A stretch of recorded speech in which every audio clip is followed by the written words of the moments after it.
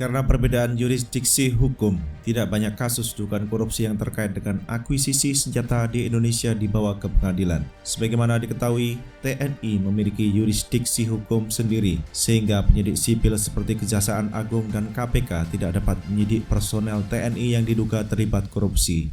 Penyidikan demikian hanya dapat dilakukan oleh polisi militer TNI sebelum kasusnya dilimpahkan kepada auditor militer yang selanjutnya disidangkan di pengadilan militer. Kasus dugaan korupsi pengadaan satelit pertahanan adalah salah satu pengecualian di mana TNI dan Kejaksaan Agung sepakat membentuk tim penyidik koneksitas untuk menyidik kasus tersebut sebelum dilimpahkan ke pengadilan negeri.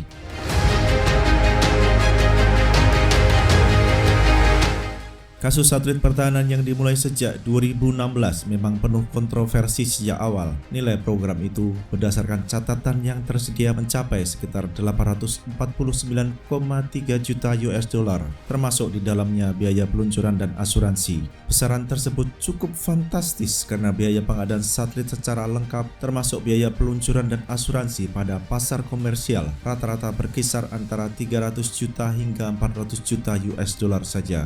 Saat itu Airbus Defence and Space memenangkan kontrak satelit pertahanan yang dirancang bekerja pada frekuensi L-band setelah menyingkirkan Loral Space System, Orbital Sciences, dan juga firma asal Rusia.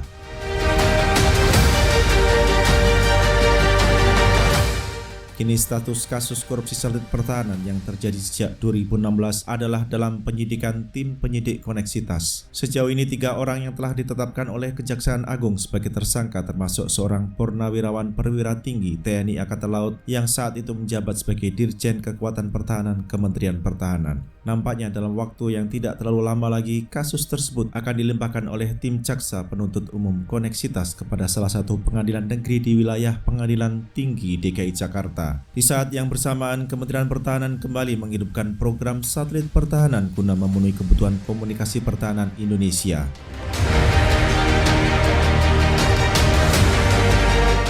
Berbeda dengan besaran anggaran program serupa pada 2016 yang bernilai cukup fantastis, kali ini Kementerian Pertahanan hanya membutuhkan 300 juta US dollar saja. Data detail mengenai spesifikasi kebutuhan satelit pertahanan belum didapatkan saat ini.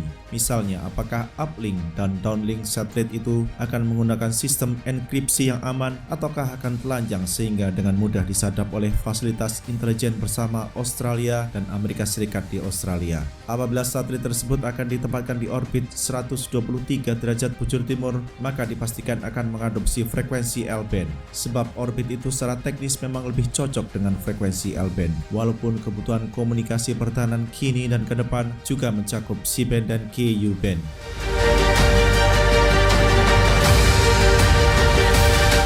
Status pendanaan program satelit pertahanan adalah dibiayai oleh pinjaman luar negeri atau PLN dan telah diajukan dalam Daftar Rencana Prioritas Pinjaman Luar Negeri (DRP) PLN kepada Menteri Keuangan untuk mendapatkan penetapan sumber pembiayaan atau PSP. Setidaknya terdapat 4 firma pembuat satelit yang melirik program satelit pertahanan Indonesia. Airbus Defence and Space yang bermarkas di Prancis kembali mencoba memperluas pasar pertahanannya di Indonesia lewat program satelit pertahanan. Firma lain yang juga bermarkas di Prancis yaitu Thales Alenia Space mencoba pula peruntungan di Indonesia dengan menawarkan solusinya.